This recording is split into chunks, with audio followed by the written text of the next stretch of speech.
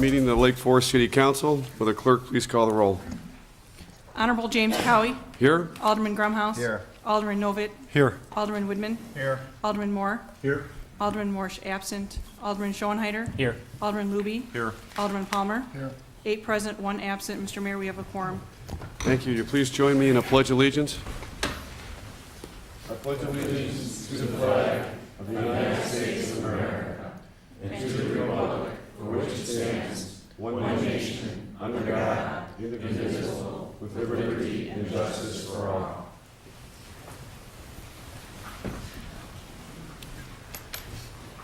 Our first order of business this evening is reports of city officers, and the first being comments by mayor. And I'm honored this evening to announce the appointment of Catherine Howe Berger as the new deputy city clerk.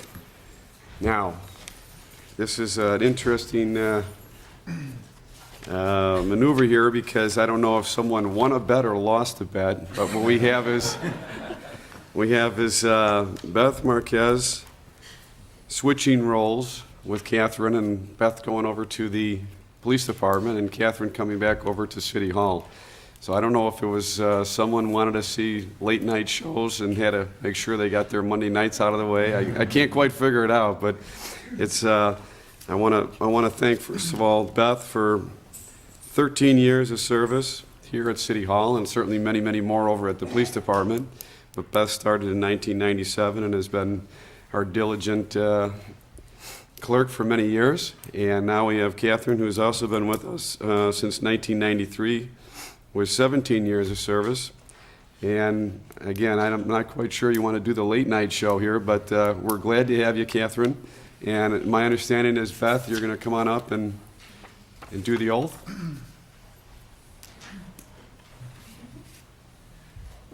Actually, I think Beth just liked the outfits back. Yeah, I think she does. I asked if she was packing, but she wouldn't tell me.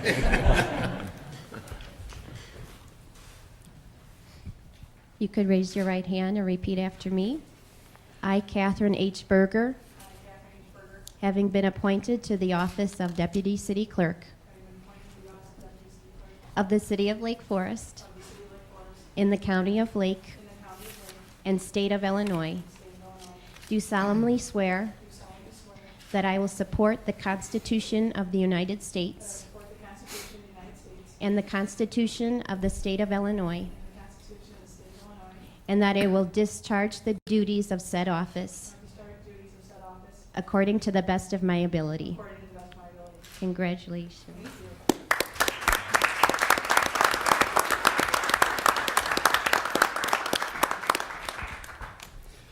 Congratulations, Catherine. And just so everyone knows, at least on the council, I think you should be aware that name, Berger, is spelled the same way as our police chief. So behave, because I know he is packing, so.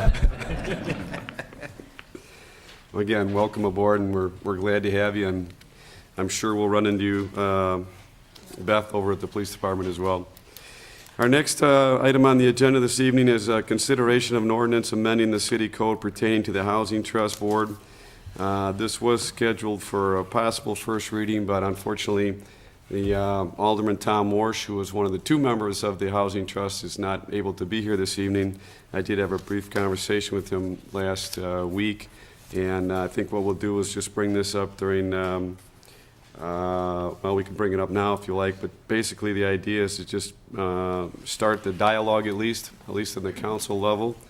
And the reason being that I think we certainly heard from the public, we certainly heard from this council that we're interested in expanding the scope of the affordable housing from not only including the seniors, but also including some of the workforce development, maybe the hospital, certainly the college, and hopefully some of our business partners on Route 60 and Conway Farms as well.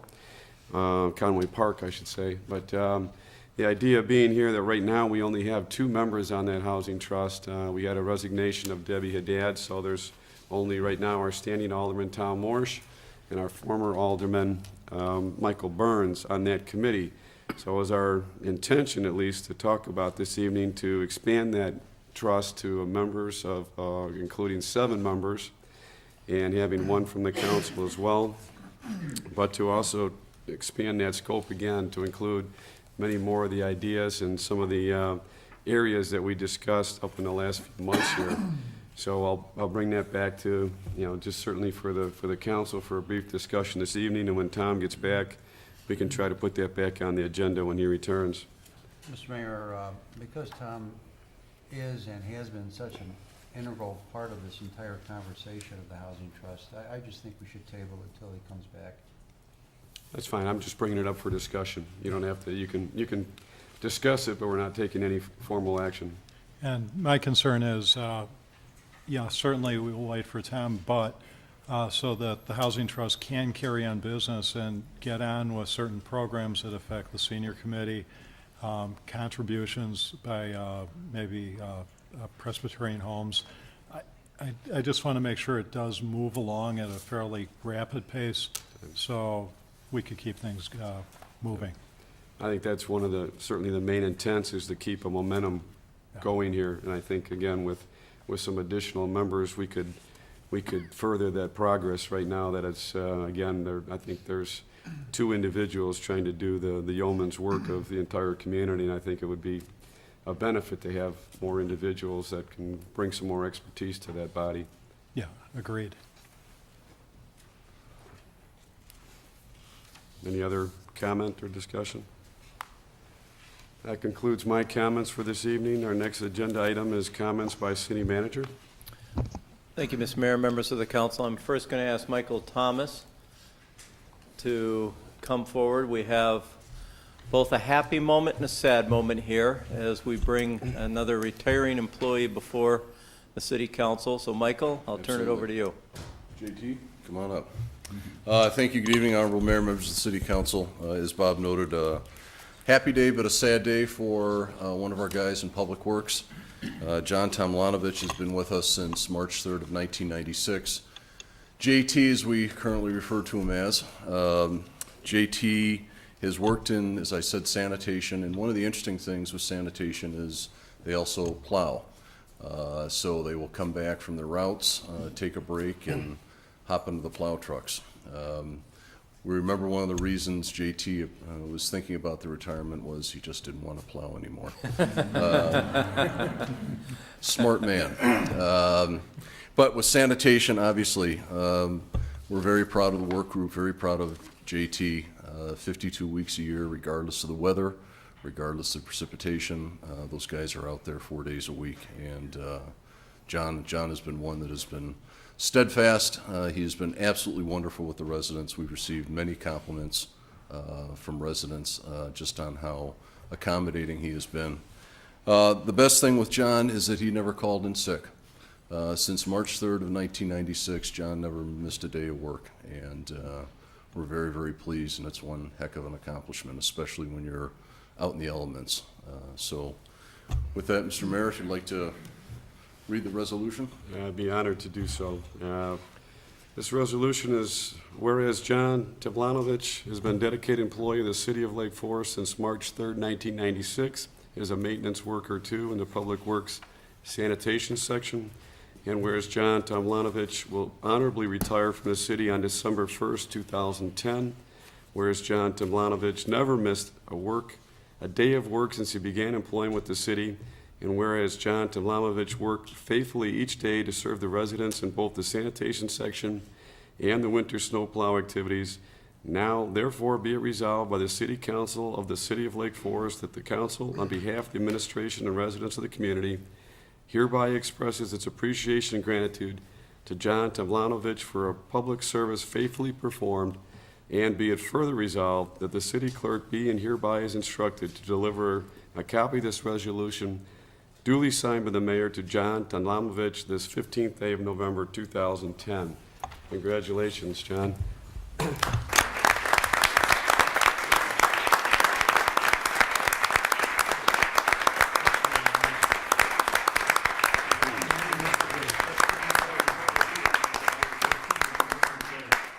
Just the way I was brought up.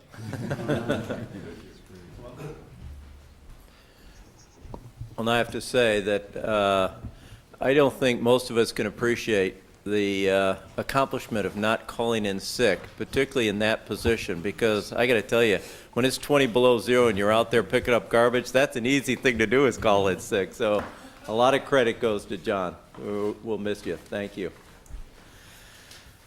The next item I have under my report is to recognize I was going to say old familiar face, but I'll drop the old and say a familiar face, former Mayor Rummel, who is here representing the 150th Committee on a request for a sign for Market Square. Watch it, Bob. I know the secrets. Yeah, right. Good evening, Mayor, Alderman.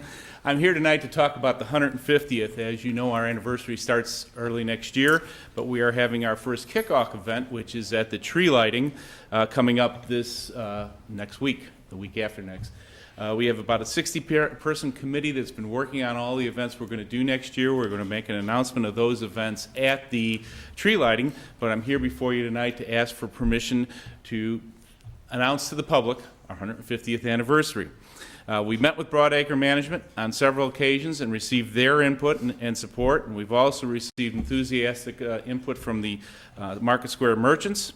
The 150th Committee is dedicated to providing the residents with activities throughout the year with events to be announced at the tree lighting ceremony. The committee envisions the banner in markets, hanging over Market Square from the time the tree lighting happens through Labor Day weekend, which is our final event. The project specifications are their aluminum channel letters. They read 150th. They stand about 4 foot tall. The TH stands about 16 inches tall. Each number will be approximately 5 inches thick. Dark green plexiglass face will be on the trim caps and returns. They'll be LED illuminated. And the numbers will be suspended between the two towers of Market Square, approximately 15 feet off the ground. And you see a rendering of what this will look like. Again, the maintenance of these will be done by a professional sign. The installation will be done by a professional sign company. They'll be checked during the season so that we make sure that they meet all of the requirements of the building department. And the city attorney has recommended that the council approve the 150th sign over a public market space as a governmental sign intended to commemorate the founding of the city during the sesquicentennial anniversary. Government signs are exempt from requiring any type of other permit beside this. So with your approval, we'd like to get approval of this sign to be able to put over Market Square. Motion to approve. Second. All in favor? Aye. I think it's wonderful, the work that your committee is doing. Thank you, John. I appreciate it.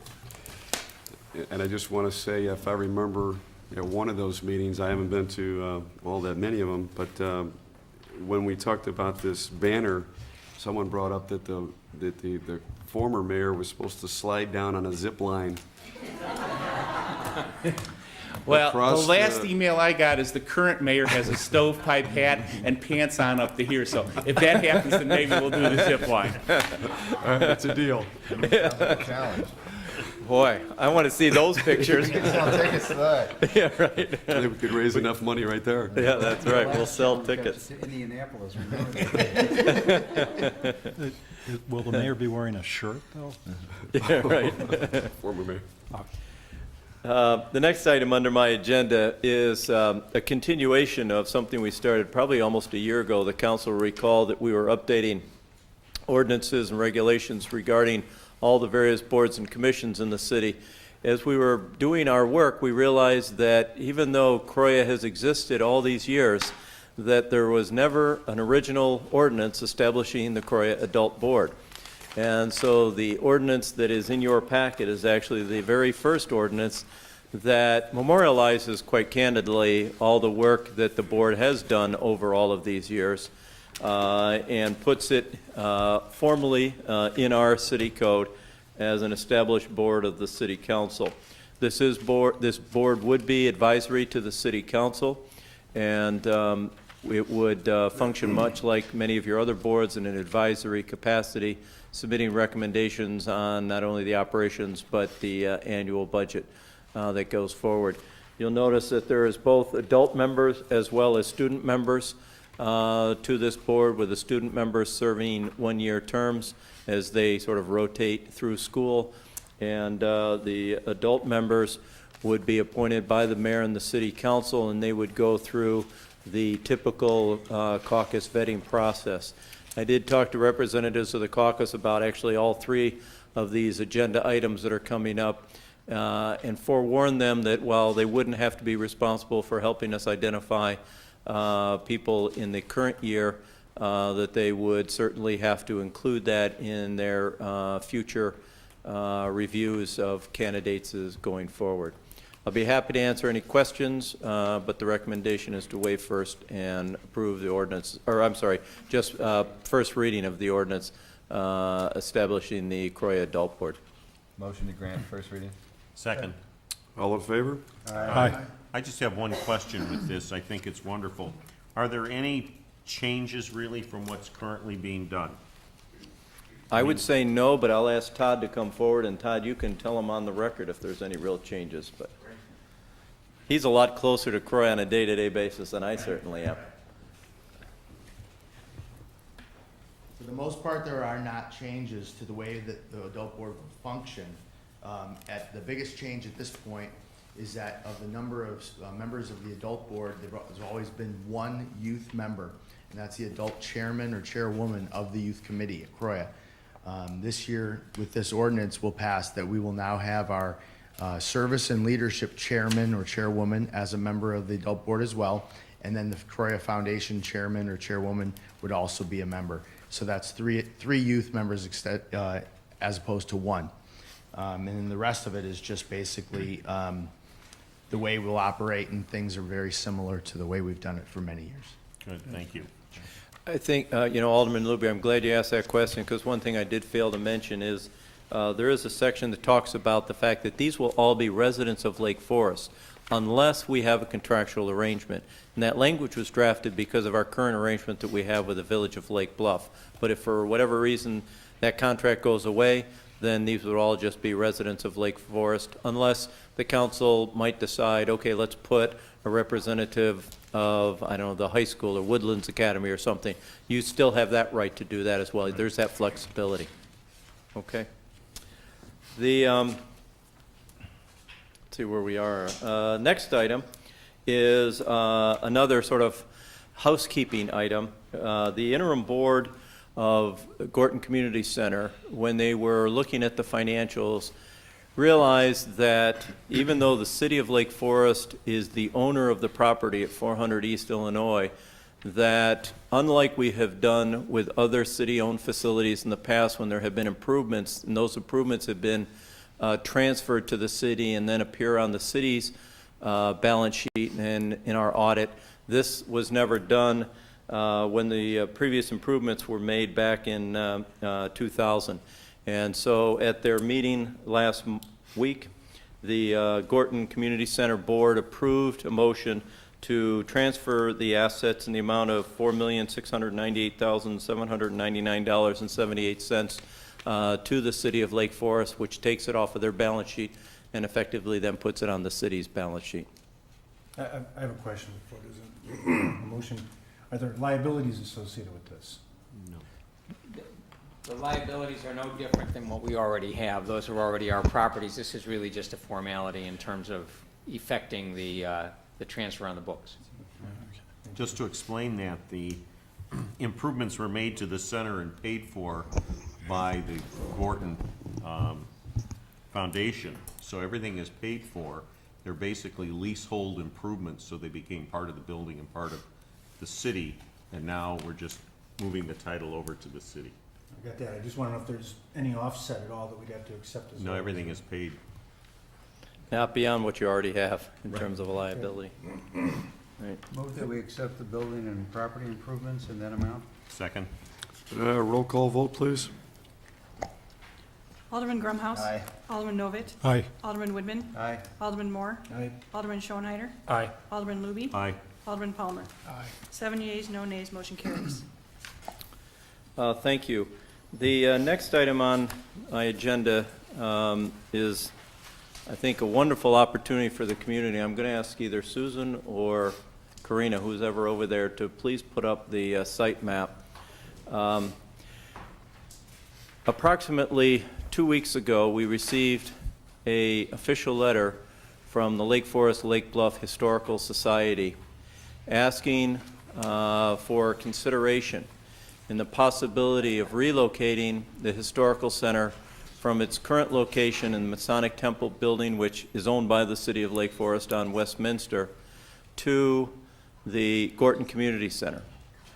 And tonight I'll be asking the City Council to formally establish a exploratory team at its January, whatever the first meeting of January is, because the concept of moving the Historical Society into the Gorton Community Center offers so many possibilities and opportunities that I think it's important, it's worthy of us taking our time to really explore how best to utilize these parcels. As the map shows, and it's sort of lost in the color, is that you really have a spine, if you will. Bear with me one second, I'll see if I can.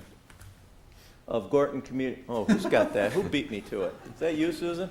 Of Gorton Community Center on the south, and then the parking lot, which is also the overflow parking lot for Gorton, but also the library.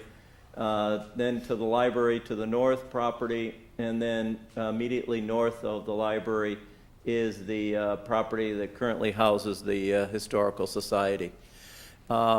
This opportunity offers a lot of benefits to Gorton, and the Gorton Interim Board reviewed the request at the last meeting, and I think it was enthusiastically endorsed to look at having them come over for so many positive reasons in terms of just not only bringing the additional traffic and the opportunities, the synergistic opportunities that it would give for the Historical Society with other users that are in the building, but also it opens up the opportunity that if they were to vacate that site, that it makes a wonderful site for potential affordable housing project, which is something that we have been talking about and we talked about earlier this evening. Also, what it does is it provides an opportunity for us to look at the parking needs of Lake Forest Library. They've been looking for a number of years to do something to try and improve the parking availability at their facility. And so as you can see, it really opens up multiple options and opportunities that are worthy of further exploration. So I wanted to, publicly announce this to the City Council because it really plays into sort of the next item, which is the governance of the Gorton Community Center, and will help explain to a certain extent why we're taking sort of what we call the first phase of the new Gorton, but there are still so many moving parts that will have to be further considered, explored, reviewed, analyzed over the course of the next year before we know precisely where Gorton's going to end up on its feet. But we wanted to announce this. As I said, I'll be bringing a recommendation to the council at your first meeting in January, much like we did with the BARA planning team. We will put together a resolution that will outline what the duties and responsibilities of the scope of services for this exploratory team to really take a look at this whole corridor here and say, how can we best utilize these parcels, all which are owned by the City of Lake Forest, to really meet the growing needs and demands of the City of Lake Forest. So with that, let me, now that I've had the pleasure of providing the wonderful announcement to the community of this new opportunity, I'd like to ask the acting chairman of the Gorton Interim Board, George Pantaleone, to come forward and to present to the council the ordinance that is in your packet and which was briefly discussed, I think, at the last City Council meeting. That would be great, thanks. Good evening. I think we need to turn it sideways.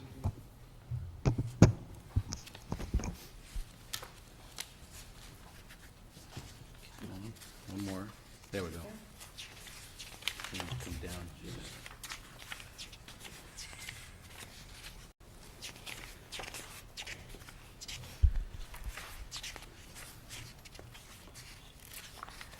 The Gorton Interim Board of Directors is pleased to present for the council's consideration the directions for the new Gorton. Since our last presentation, we've adapted this proposal to be responsive to the council's feedback. we believe that the proposed ordinance creating a mayor-appointed Gorton Commission is a necessary first step toward Gorton's long-term health. Under the new ordinance, which is the basic flow or organizational structure that we're proposing is on the diagram. Under the new ordinance, the city manager will oversee an executive director who will be responsible for administering a very limited support staff, as well as the drop-in center director. The commission will guide the foundation board of the existing 501c3 charitable corporation and any other auxiliary board that the commission directs to raise funds for Gorton. You'll notice under the Gorton Commission, there's a concept built into the ordinance for some crossover representation between the commission and the foundation board, and then the foundation board and any auxiliary boards that are created. The one auxiliary board that's the most probable and probably it really already exists is the drop-in center parents board. But there is I think a strong feeling on the interim board's part that those auxiliary groups need to be under the umbrella of the foundation, which needs to be under the umbrella of the commission and ultimately overseen closely by the city. Thus, the interaction between the commission membership, the foundation board membership, and any auxiliary board, specifically the drop-in center. The executive director will be a City of Lake Forest contract employee for a one-year trial period and will work closely with the commission to manage operations and outline a plan for long-term financial sustainability. The interim board has determined that Gorton currently has the funds to reimburse the city for this position for a year. And we would certainly expect that that would go on into the future, but for now, we know where the money is going to come from. A preliminary budget has been prepared for 2011 that is consistent with the proposed organizational structure that you see in front of you and incorporates a revised fee schedule for tenants and other users.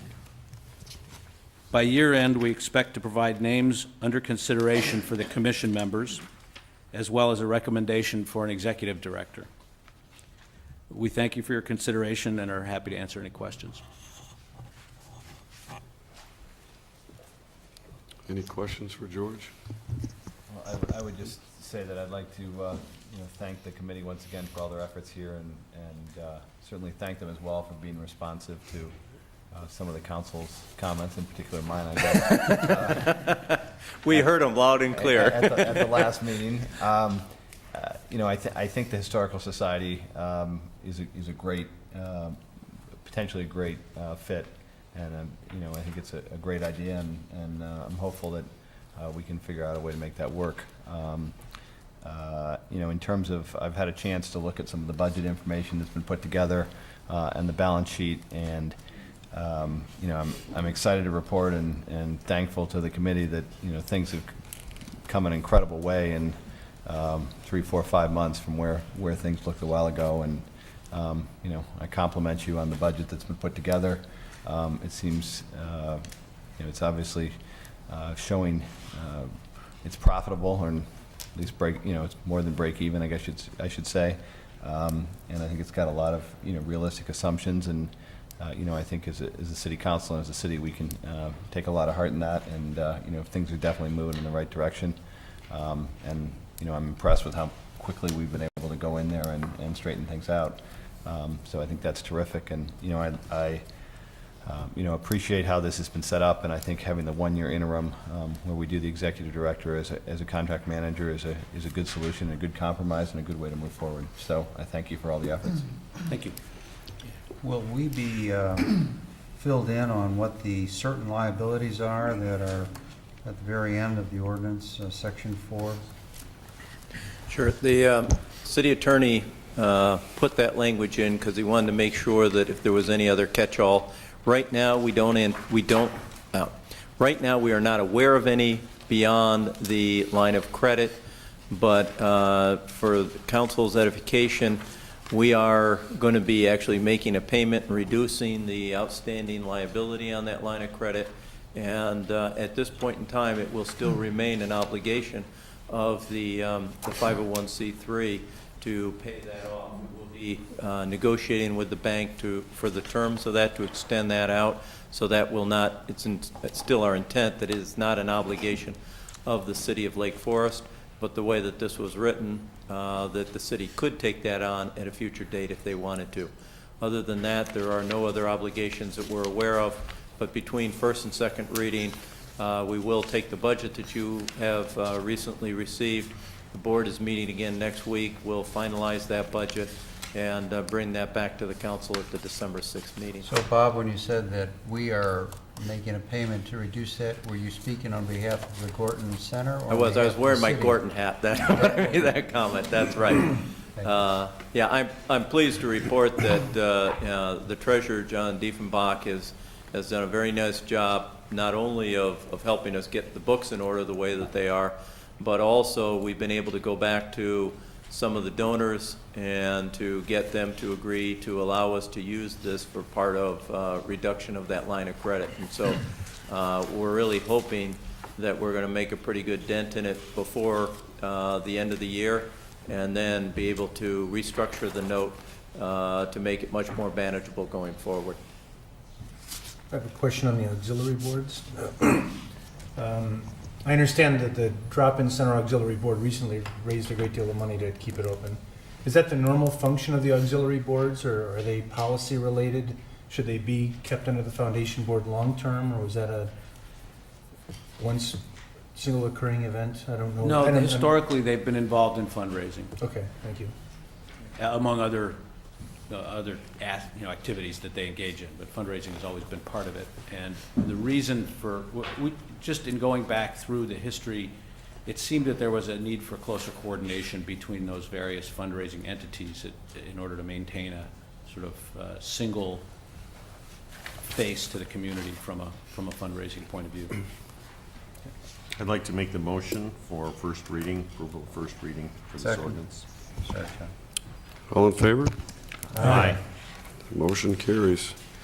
And George, I just Thank want to you. thank you again for all your hard work and certainly the new development of the Historical Society. I think that's a perfect win-win for the city and for the Historical Society. And I think you guys have done a fantastic job in the short period of time that you've been there. And I think on behalf of the whole community, thank you.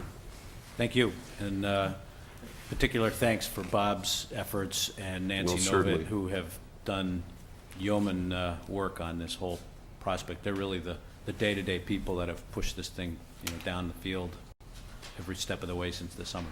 So, Thanks, George. and thank you, John, back there, observing from the peanut gallery. We work on the finance side. Thank you. Thank you. And that completes my report for this evening. Thank you, Bob. Our next item on the agenda this evening is council committee reports. The first being the Finance Committee, Alderman Grumhouse. Thank you, Mr. Mayor. I know you're all tired of hearing from me after a long capital budgeting session earlier today at the Finance Committee, but we do have a number of items to go through tonight.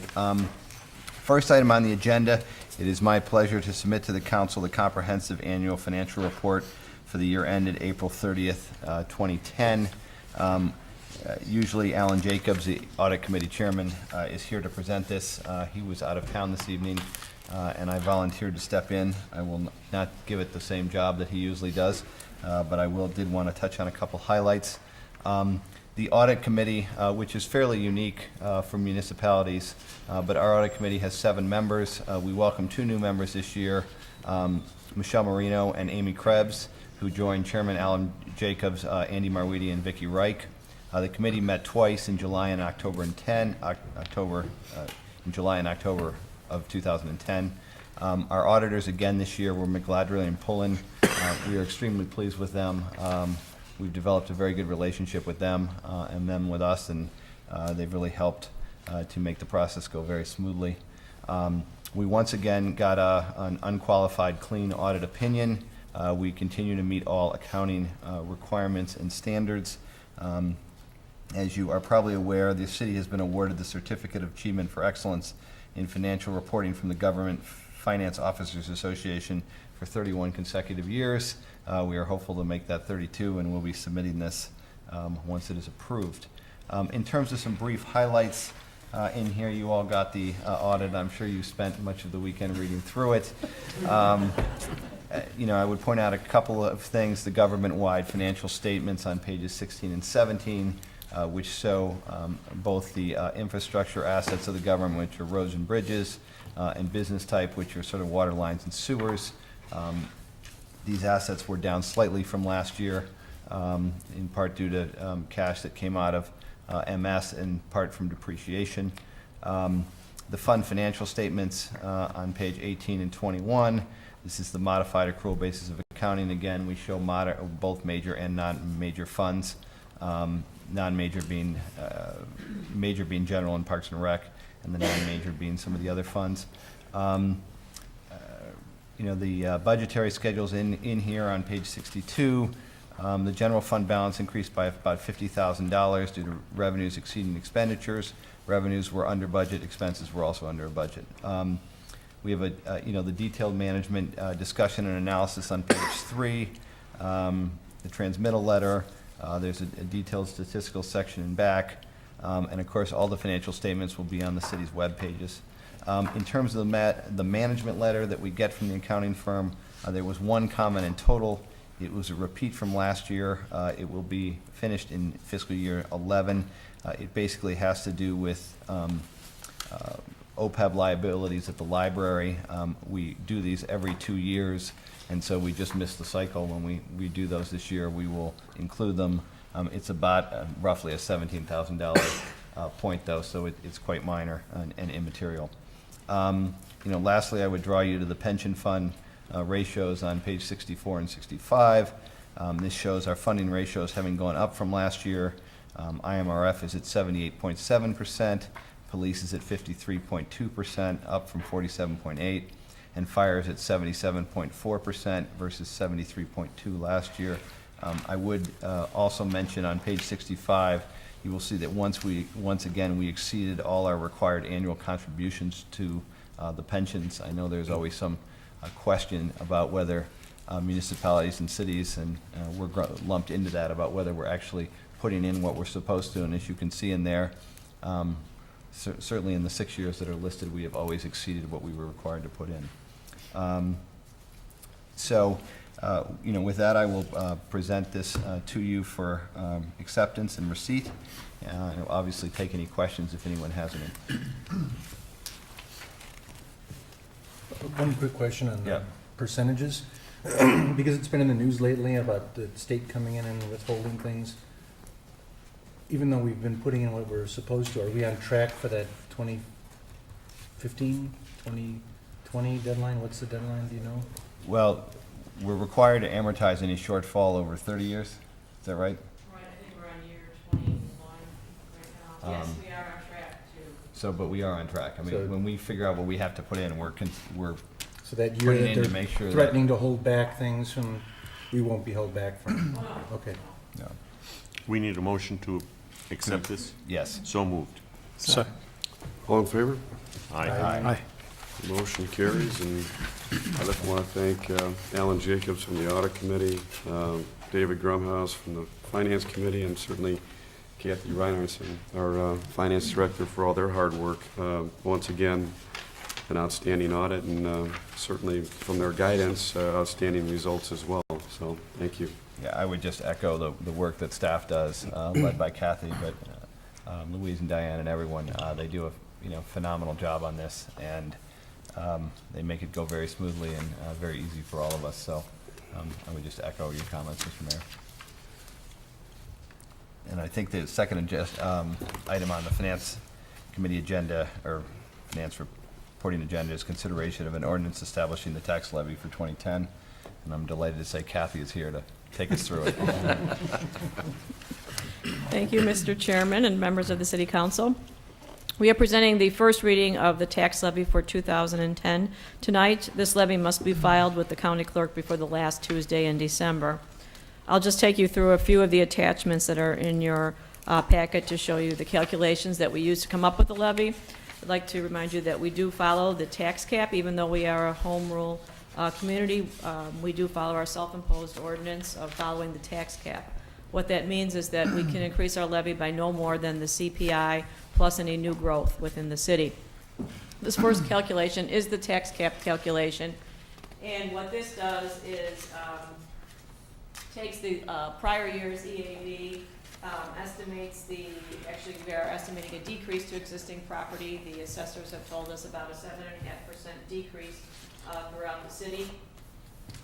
And we have about almost a $20 million EAV growth. We then do some calculations, taking the 2.7% CPI, and we come up with that we can add about $175,000 due to new growth. From that point, we derive our levy.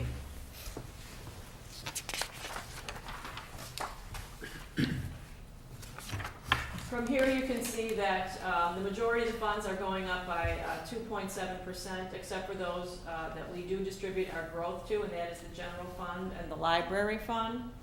Our police pension fund is going up by 6%, IMRF by 2%, and fire by 1%. That is a much smaller increase than we've had in the past years. That's due to the investment returns that were experienced in the prior year.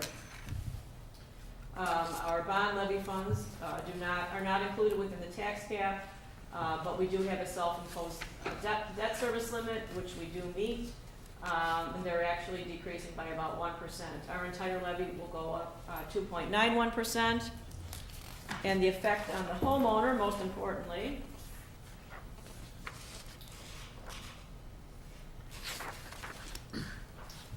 we are looking at an average home market value in 2009 of $865,000. With the decrease, we're looking at an average home of $800,000.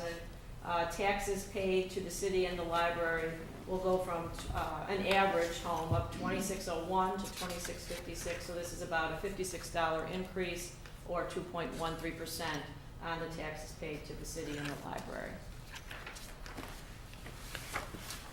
Are there any questions in regard to the tax levy? Motion to grant first reading?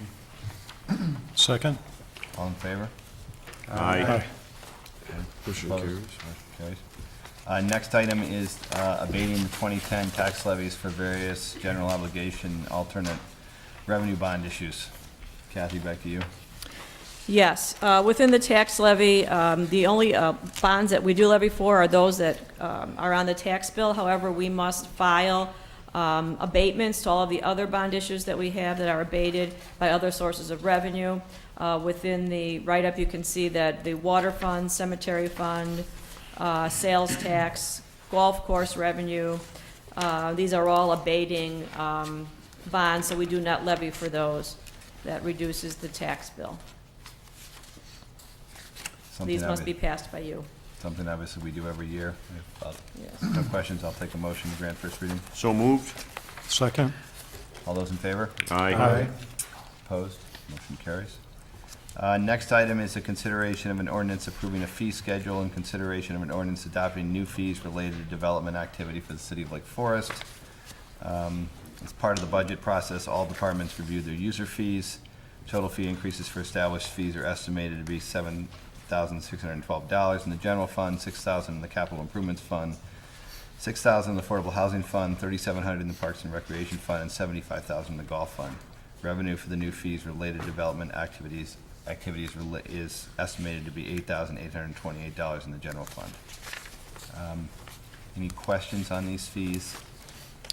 Motion to approve first reading? Second? All in favor? Aye. Motion carries. And that will do it from finance. Thank you, Alderman Drumhouse. Our next item on the agenda, actually, the next two items, reports on the Housing Trust and the Laurel and Western Avenue Redevelopment Committee, both by Alderman Morse, who is absent this evening. So we'll move on to the next item, which would be Legal Committee, Alderman Palmer. No report from the legal committee this month. Thank you. After that, as a Senior Resource Commission, Alderman Novit. And brief report, meeting was held on November 8th, and discussion basically centered around the Housing Trust and composition and what the future of affordable housing and access for seniors in affordable housing would be what the hopes were for the Senior Resource Committee.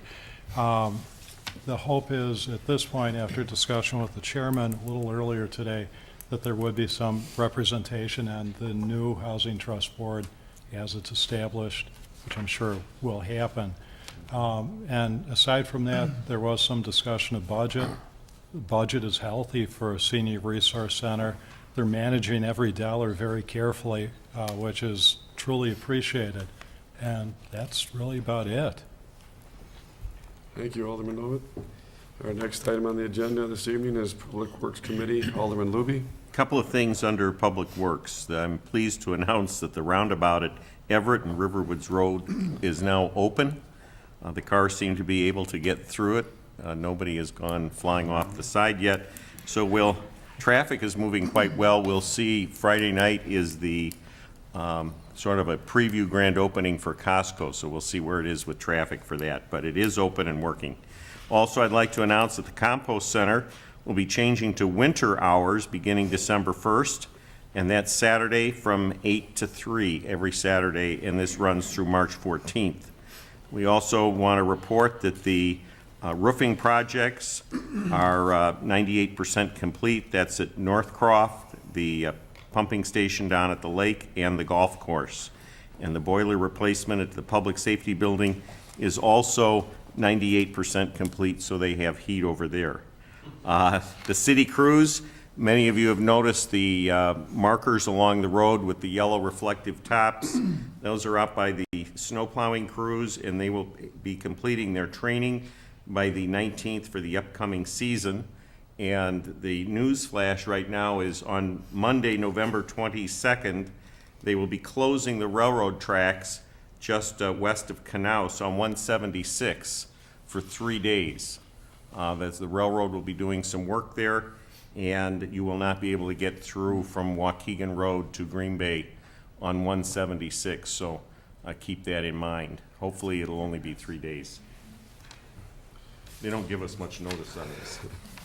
And that's the end of the Public Works Committee report tonight. Thank you, Alderman Luby. Green Bay is back open though, right? Green Bay is open going north. So the bridge is finally fixed The up bridge there. is finally open there.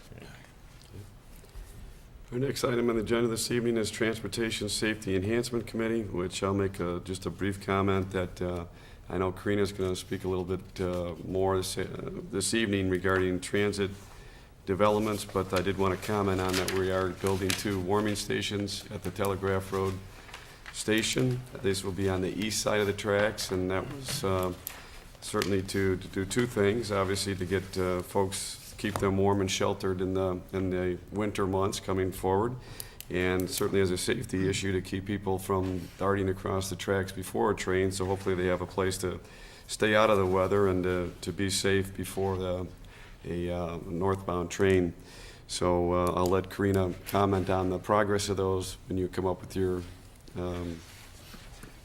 report in a few minutes here. That concludes the committee reports. The next item on the agenda is comments by council members. Nope, hearing none. We'll move on to opportunity for public to address the city council on non-agenda items. Do we have anybody from the public this evening? No, then we'll move on to the consent agenda. We have 1 item on the consent agenda. That's the approval of the minutes from the November 1, 2010 city council meeting. Motion to approve. Second. That's a roll call vote, please. Alderman Grumhouse. Aye. Alderman Novit. Aye. Alderman Woodman. Aye. Alderman Moore. Aye. Alderman Schoenhyder. Aye. Alderman Luby. Aye. Alderman Palmer. Aye. 7 yeas, no nays, motion carries. Thank you, Catherine. Our next item on the agenda this evening is new business. And the first item being for discussion purposes, an update on transit projects in Lake Forest. This is presented by Assistant City Manager Karina Walters.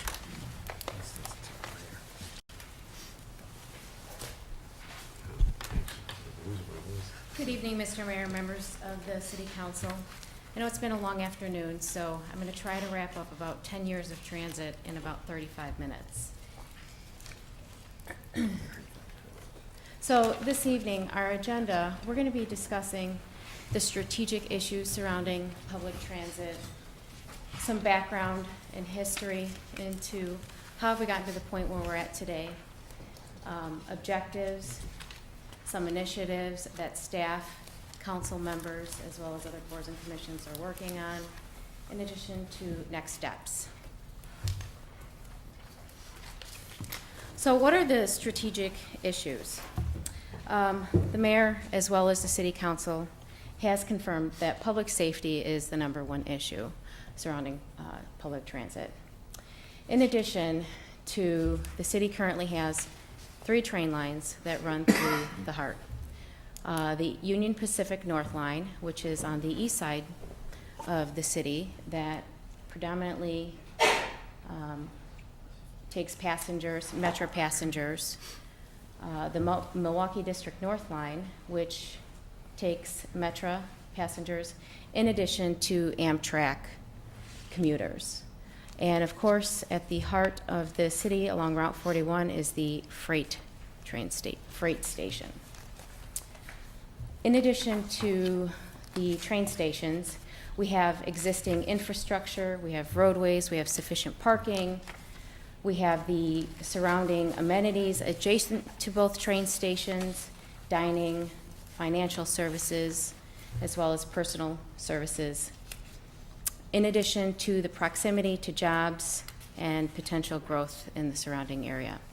Route 60 on the corner of 94 and Conway Business Park, on a daily basis, there are probably 9,000 employees that work in the business park daily. And it is estimated that the city's population probably increases about 20,000 to support all of the services and the businesses. So, some background, some history for you. In 2002, commissioned by a former mayor, they created a transportation committee. This committee created a report to assist future boards and commissions as a guide for future transit planning. In 2005, the city became a member of the Lake County Commuter Coalition. The mission of the Commuter Coalition is to essentially provide a better quality of life for commuters traveling to Lake County for their places of employment. In 2007, the City Council held a strategic planning session, and of the 10 strategic planning items identified, traffic was the number 10 item to be discussed. So, based upon direction from the strategic planning, this was also around the time that the Route 60 bridge widening project was going to occur.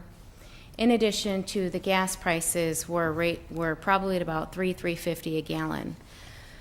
So the city became heavily involved in various committees. We became members of the Business Partner Transportation Committee, or the BPTC, and essentially we assisted the BPTC in identifying easier ways to transport their bus shuttles throughout the city during this pending construction.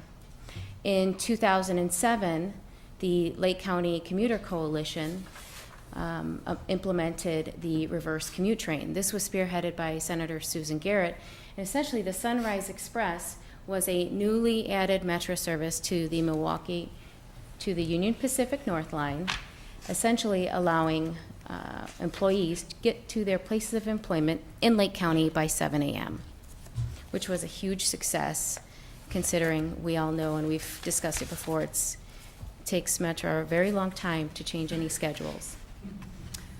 In 2007, the city did apply for a Regional Transportation Assistance Program grant, which is the RTAP, through the RTA.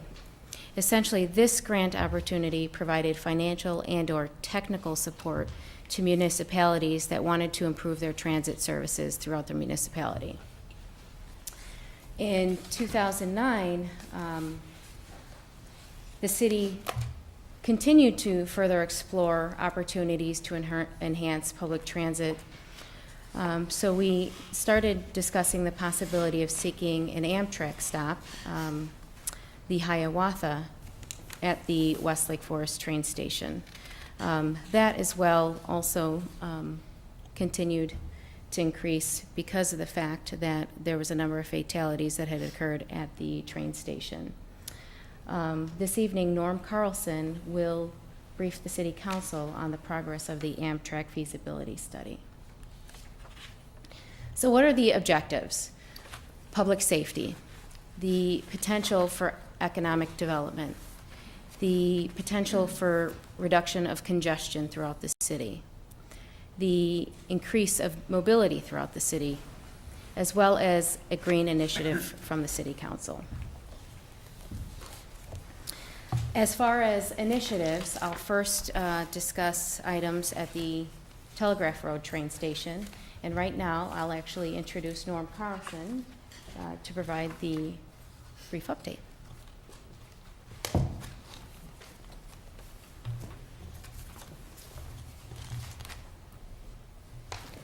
Thank you, Karina, and good evening. We are making progress, slowly but surely, and part of the reason why it is going slowly, and I think we need to remind everybody that we are dealing with Metra, who owns the railroad and schedules the greatest number of trains, the Canadian Pacific Railroad, who dispatches the railroad and thus has control of the train movements, even though Metra owns it, and they operate about 20 to 25 freight trains a day through Lake Forest. We have Amtrak, who has 16 trains, 14 of which are the Hiawatha service, which is the focus of our efforts. Metra on weekdays operates about, in total there's about 80 trains, 85 trains through that station. So there is an issue of stopping a train because that takes more time, so everybody's interested in that. We are also dealing with the Illinois Department of Transportation, who funds 25% of the Hiawatha service costs, and the Wisconsin Department of Transportation, who funds 75% of the Hiawatha's cost. So you can see there's a number of agencies here we have to work with, and we recently got everyone to sign the memo of understanding, so we now have a document that we're working off of. The passenger ridership study has been completed by a consultant, and it is the consultant that Metra uses, which is the reason why they were picked. The results of that study are encouraging. However, with the initial report, we asked them to look at some things differently. Number one, while Amtrak typically runs long-distance trains, the Hiawatha trains are basically a commuter train, and we asked them to think of those trains more as a commuter train than a long-distance train.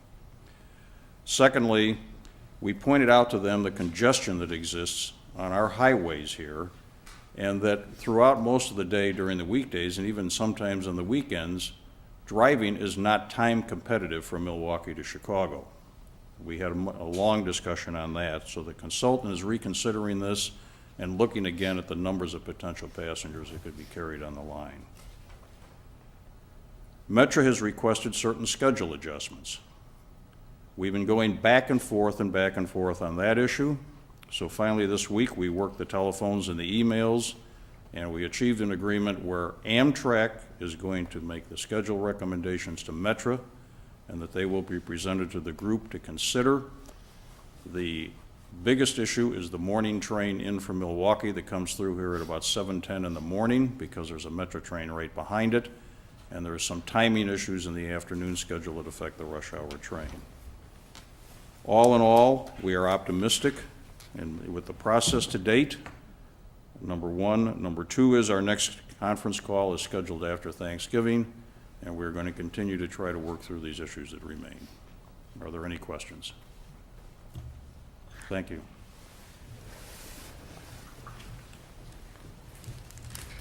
Thank you, Norm. Moving along, the underpass. You are aware in July, the city did apply with the assistance of IDOT for financial assistance in order to potentially construct an underpass over at the West Lake Forest train station. In addition, as Norm suggested, the city has received signatures from all of the participants of the Memorandum of Understanding. Should you recall, in January, we brought a Memorandum of Understanding to the City Council, essentially to recognize that public safety is a concern and is a priority.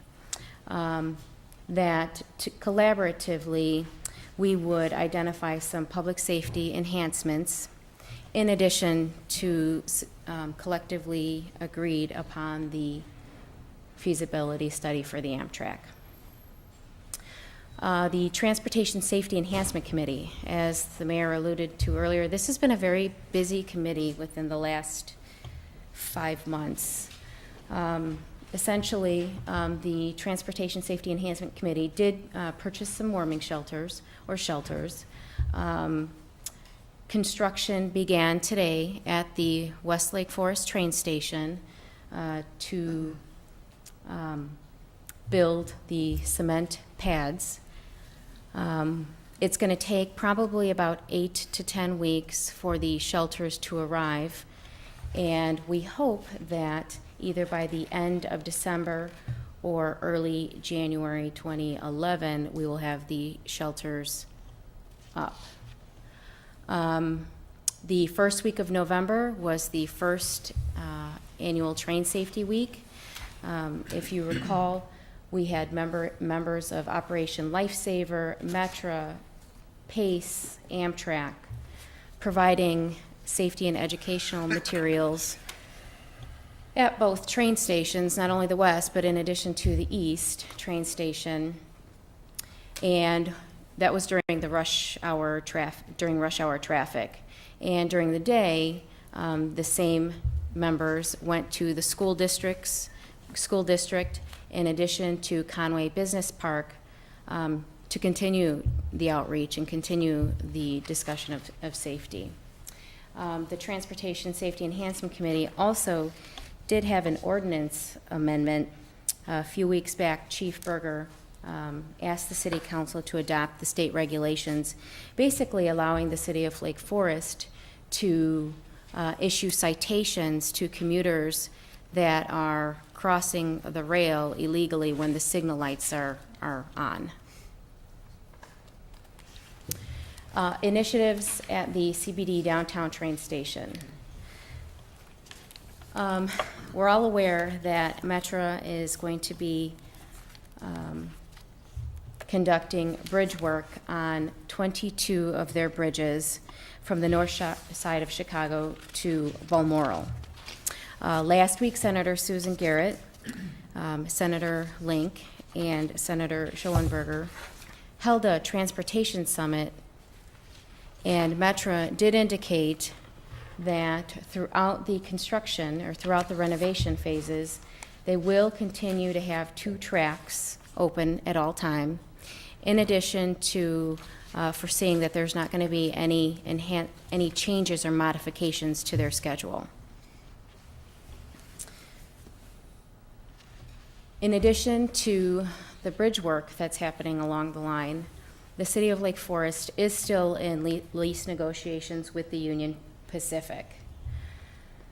Bob mentioned, I think at the last meeting, that the city has provided a draft copy of the lease to the Union Pacific, and we are waiting for some feedback and a potential conference call so that we can continue to move the lease negotiations. We're hoping that we can have it completed in about 3 months.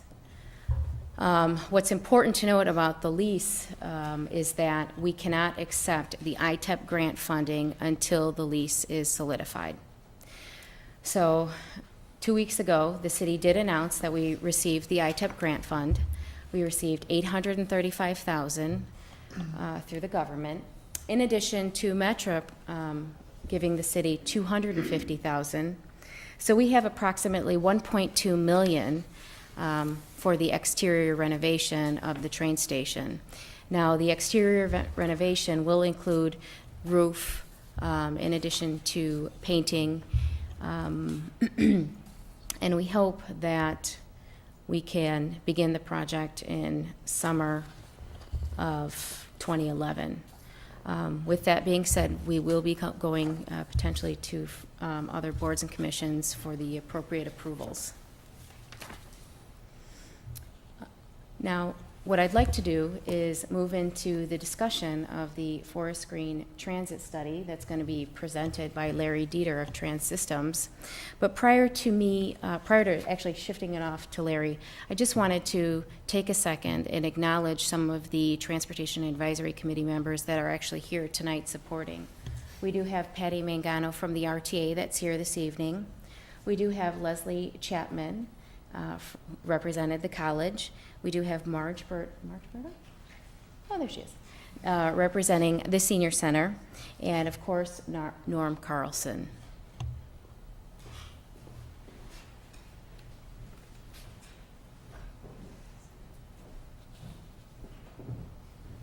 Good evening, Mayor, council members. I'm Patty Mangano from the RTA, as Karina just said, and I'd like to thank the city for undertaking this study. The RTA really appreciates the city's efforts and also their interest in pursuing transit alternatives. So thank you very much, and we look forward to next steps in this.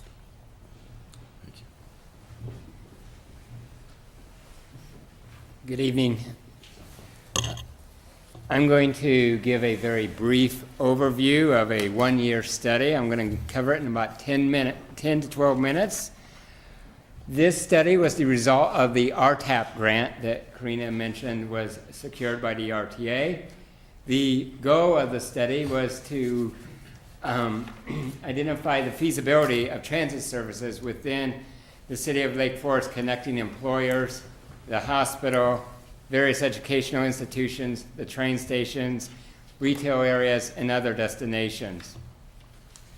Our process for identifying the feasibility was to conduct market research to determine the unmet transportation needs. We then developed transit services that best met the identified needs. We collected feedback on the services we developed, and we made some tweaks, modifications to them. The final steps of the process was to develop an operating plan and identify the next steps for implementation. During this entire process, we had meetings with a Transportation Advisory Committee comprised of the college, the hospital, the school districts, the Chamber of Commerce, Lake Forest Academy, Conway Business Park, Lake Forest Place, Croya, and various citizens. It was actually a very effective advisory committee providing a lot of feedback and really creating a good plan in the end. I'd like to go into a little more detail about the data collection because this was really a big part of the study. It helped us to determine the market for public transportation. We started by reviewing prior transportation studies, including one that was completed in 2002 that was kind of the launch of this whole process. We conducted peer community interviews with Greenwich, Connecticut, Cupertino, California, and Schaumburg, Illinois. We did 2 web-based surveys of residents and employees. We collected data from PACE, Metra, and the private providers. We looked at U.S. Census data, we conducted stakeholder interviews, and finally, we mapped employer-provided data. Going into each of those in a little more depth, the largest part of the data evaluation were the web-based surveys. These informal surveys generated large responses. The first was conducted to determine the travel needs and desired use of the public in Lake Forest. This survey had 675 responses, and we found that people wanted to use it for work, social and recreation needs, and shopping. They'd ride 1 to 3 times a week, mostly on weekdays. From that, as I mentioned, we developed some recommended services. We created another online survey, had people respond to it. We got 787 responses. Just as a little side note, these are some of the largest responses that our consulting firm, Trans Systems, has seen in our involvement in these RTAP studies, and we've been involved in 4 right recently. So really good, strong responses. The second one looked at the services, the fares that we were recommending, and based on that, we did some tweaks. Also, we mapped U.S. Census data. We have found in previous studies that employment and population densities are good indicators for what type of transit can typically be supported. What we learned looking at employment and population densities is that Lake Forest would probably be best served by a demand response service. Demand response service is where someone calls in advance to pre-arrange a trip. Now, there is an exception to this densities, and it's the business parks out at Route 60 and the Tollway. Their density is enough that they can support fixed route shuttle services. These shuttle services are similar to the stuff you'd see in downtown Chicago coming from their train stations. We conducted stakeholder interviews with various Lake Forest institutions, and we heard from them that they wanted service to downtown, midday service for seniors, and to allow junior high and high school students access to events and connect the metro stations to the business parks. Finally, we mapped employer data. We asked the larger employers in the city to provide us with the zip codes of their employees' home addresses. We mapped this using a program called Geographic Information System. It allowed us to visually see that for the employees of Conway Park, most of them live northwest of the city or in the city of Chicago. And that's why the Sunrise Express has been such a good success. We also were able to see that the employees of other institutions tend to live in Lake Forest or just north of the city. Now, the second part to really look at what's happening is to start off by looking at the existing services. And Lake Forest already has a good start providing public transit. You have a dial ride program that provides service for senior citizens from 8:45 a.m. to 4 o'clock p.m. Monday through Friday. There's a shopping service from Wednesday through Friday for seniors. There's also a subsidized taxi program that gives senior citizens $3 off the price of a taxi. The one non-senior program is geared more towards employees. It's the Green Ride program. That's where employees can drive a city vehicle to a train station, park it there overnight, and then when a group of them arrive by Metro, they then drive to their place of employment here in the city. As Karina mentioned, there's 2 Metro lines serving the city. Both of these have some strong reverse commute service from the city of Chicago. The UP North having more with the Sunrise Express and just having overall better schedule for commuters. To meet all these people coming on the train, there's some shuttles. 2 are going to the business parks. 1 is operated by the Transportation Management Association of Lake Cook. This nonprofit association of business owners and employers seek to improve people's transportation needs, mostly in the Lake Cook corridor, but they stretch out into other areas in Lake County. They partner with Pace and Metro to provide the Pace Route 625 that operates to HSBC and CDW. Most of their trips come from the Union Pacific station. Then the Conway Business Park Owners Association operates shuttles from both stations to the rest of the employers out at the business park. There's a lot of other shuttles. Lake Forest College provides shuttles for employees and students. In addition to having a shuttle from the train station, they have services for their transportation services for their students, mostly geared on the weekend, going to shopping or down to Evanston, places students like to go. The school districts run services for employees from the train stations. Both Lake Forest Academy and Woodlands Academy operates shuttles for students and staff from the train stations. And finally, Lake Forest Place has a vehicle that they provide various different trips for their residents during the week. So we looked at all this market research, these surveys, all this data, the existing services, and we saw 2 distinct markets come out. One is the local Lake Forest travel market. And this can be characterized as having dispersed origins and destinations and people wanting to travel throughout the day. Then there's the business park market. It has concentrated origins and destinations, basically the train stations and the employers at peak hours, right before starting time, right before ending time. Throughout the study, we made several recommendations for the business park service. I'm pleased to say that Conway Park Business Owners Association has made a lot of those changes already. So we're not really going to talk much about the business park service tonight. Really, we're not going to talk any more about it in the presentation. And we're going to focus more on the service that we believe needs building up. And from our recommendations, the survey feedback, and talking to the Transportation Advisory Committee, what we are recommending as an entry-level service is a dial ride service. This is similar to the one operating for the seniors, but it would be expanded to the general public, serving residents, students, and employees outside of the Conway Park area. This type of service, people would call in advance to arrange a trip. A vehicle would show up at prearranged time to take them to their destination, show up at another time to take them home. It is a shared ride service. This is the big difference from a taxi service. It'll pick you up, maybe on your way to the hospital. It would stop somewhere downtown, pick someone else up. So there's always multiple people on the bus at one time. It's a curb-to-curb service, meaning it picks you up at the curb of your residence, drops you off at the curb of where you're going. We would recommend that this service be operated with small, wheelchair-accessible vans. Why do we believe this is the right service to start with in Lake Forest? It is because, as I mentioned previously, the densities say this is probably the right type of service. We also, the fact that people do not have to walk to a bus stop since it's curb to curb. Lake Forest doesn't necessarily have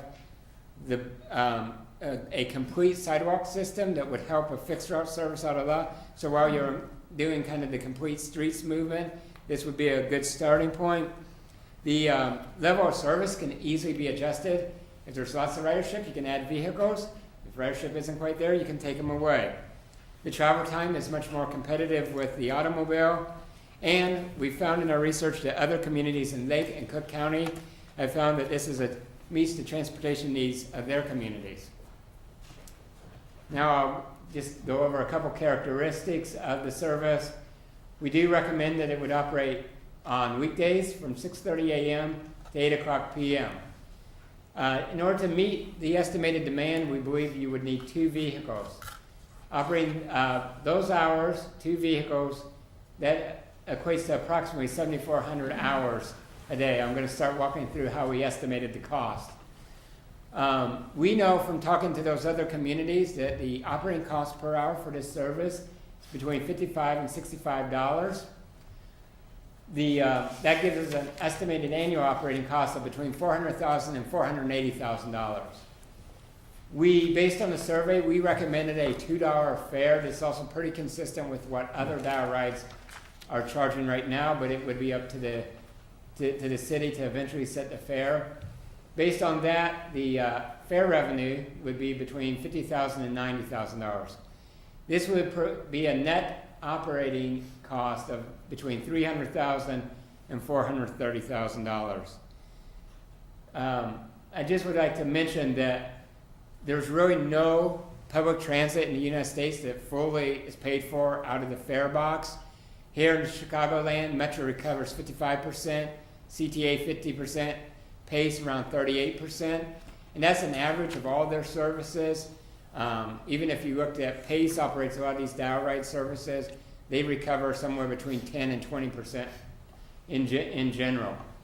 The final cost that would be associated with this would be the cost of the vehicles. That's between $100,000 and $150,000 for both vehicles. They have a life expectancy of 5 to 7 years, so this would be an expense that would only be coming out of a budget every 5 to 7 years. So to summarize, what we learned is there is a market for public transportation in Lake Forest. There is a cost associated with operating that service, and we do know that in this current economic environment, this may not be the right time to begin operating something like that. However, we feel that it would be a shame to take this report and set it on a shelf and let it gather dust. There was enough market identified. There's enough other steps that what we have recommended in our report is that a task force be created or that the Transportation Advisory Committee be resumed to look at grant opportunities or establishing funding partnerships. We believe that the way to fund this service is a mix of public and private dollars. There are federal and local grants available to get some additional other public money into it. We do not believe that Lake Forest would have to be, quote, on the hook for the entire amount. Probably some of it, but it would be up to the committee to find out what that final number would be. Also, before the service could operate, there are a couple other details that would need to be worked out. What would be the organizational structure? Would you work with PACE? Would you hire somebody else to do it? Also, the final service details. Would people call in advance the day before, an hour before, things like that, what the fare would be details like that. And that concludes a year-long study in a very short amount of time. If you have any questions, I'd be happy to answer them right now. I have a question. In your operating costs, do you factor in the cost of the drivers? Yes, it's a fully allocated cost. And to be honest, the largest component of that cost is operator and their wages and benefits. It also includes insurance, maintenance, dispatch, offices, support too. So, but definitely the largest cost is the operator. Is the driver of this economic, a service to the residents, environmental because it cuts down on traffic? What's the... A dial ride service is not going to have any immediate benefit on congestion. That is one of the areas where one of the cons against this model. But it does begin to work towards improving the environment. What we really see this as being, and if you see in the full report, this is the first step. And hopefully what would happen is this would be a great success, and then there would actually be a Lake Forest circulator implemented, and that would be where the benefits of definitely reduced fewer cars on the road, and therefore reduced emissions and things like that. So then is this a benefit to residents? It's very much a benefit to the residents. We heard from them wanting to be able to use it to move around much more for social, shopping, dining purposes.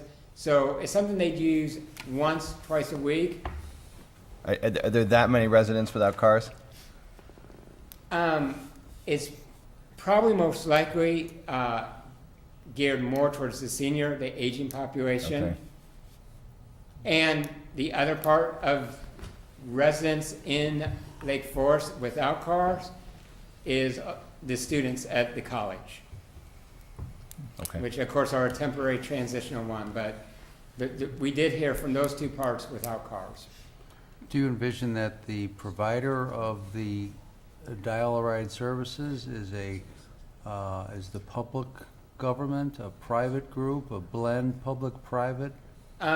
We put out there several options. Basically, it could be public with PACE providing it, private with the city going out and just contracting someone else to do that. It's a company like Osen that does the business park service right now, or a blend between it.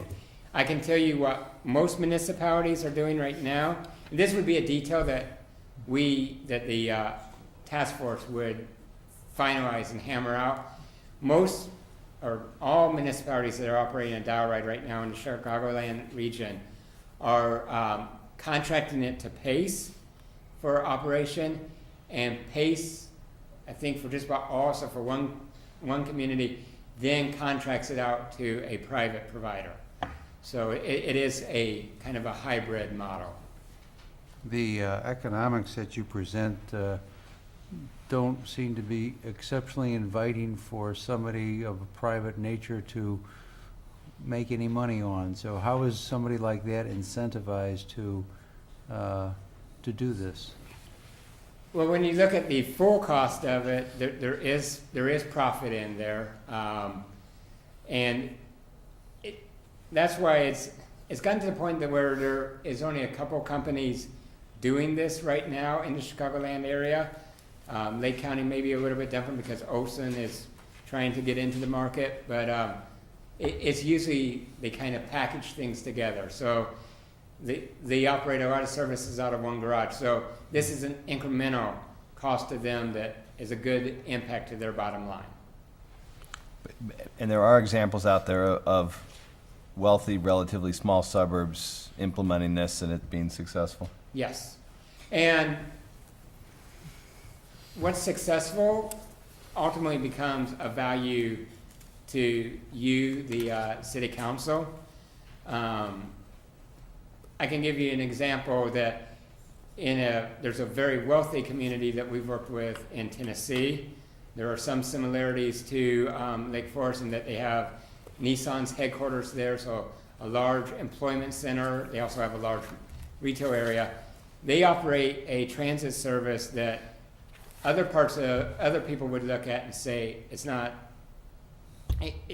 successful.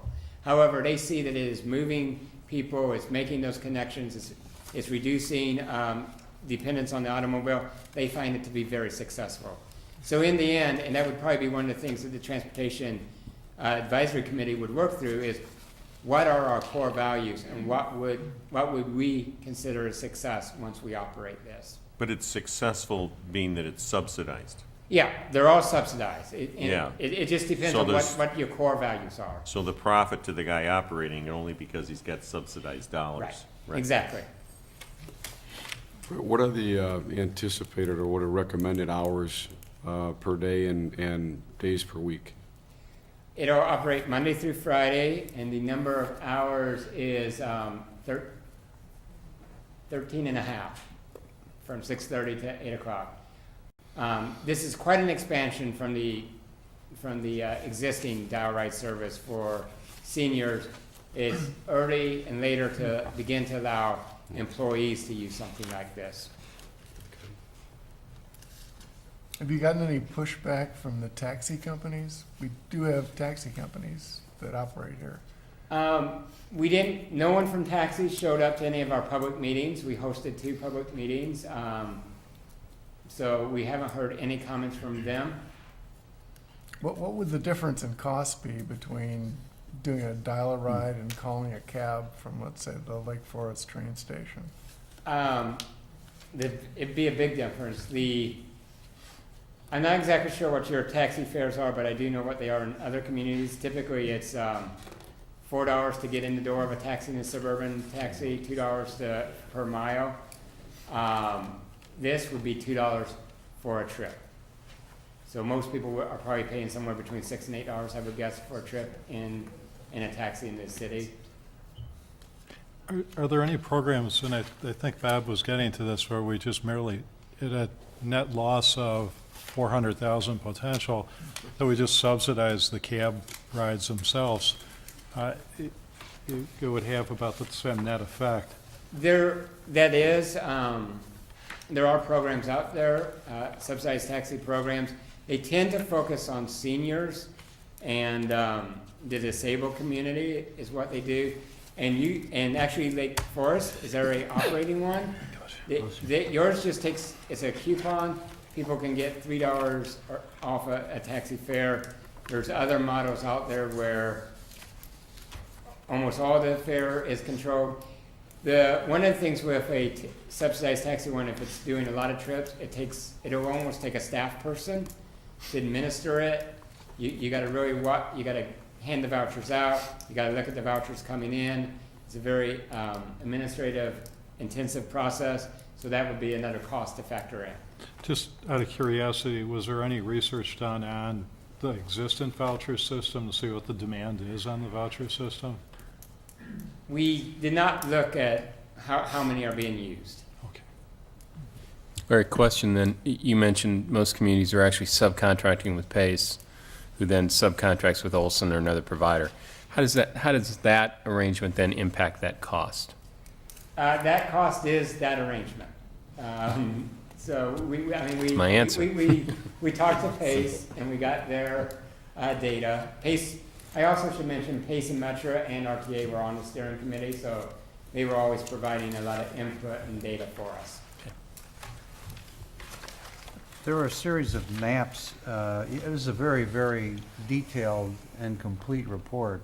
You've obviously done a heck of a lot of work on this. I'm particularly fascinated by Appendix D, which are the employer maps, which show, I think this is what it is, the a geographic dispersal of the employees for 16 different employers within the city of Lake Forest. Is it possible for you to give a consolidated employer map like that, just to give us a sense of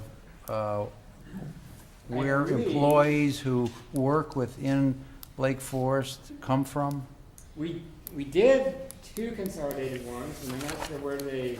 Okay, maybe I just didn't turn pages enough. Alderman, in order, we did, when we did employee information by zip code, we gathered the data from all of the Route 60 Conway Business Park, in addition to reaching out to the stakeholders within the community, the college, the hospital, the school district, our own city employees. So we did map them all out on a map, and we should have them in Okay. one of the appendices. Okay. All right. Thank you. Any other questions from the council? No? I just want to thank a few folks here tonight, though. Certainly Karina, who has been rather quiet about all the work that she does in this regard. I know that on the Transportation Safety Enhancement Committee, she's been rather quiet about all the work that she's put forward with talking to all these agencies between the Metra and UP line and the Federal Railroad Administration, and certainly Norm Carlson for his expertise in getting through all the bureaucracy, because we would not make nearly as much progress by any means if they were not being able to help us in all those regards. And I think they've been very quiet about their efforts, and I do want to thank them for their work, and certainly for this study, which is certainly very detailed. And we do have a recommendation this evening to accept the report and to direct staff to continue to implement additional transit safety enhancements, certainly subject to financial approval of the city council. So I look for a recommendation in that regard as well. So moved. Second? All in favor? Aye. And motion carries. Thank you, Karina. Thank you very much. Any other additional items for council discussion this evening? Motion to adjourn. Second. All in favor? Aye. Motion carries. Thank you.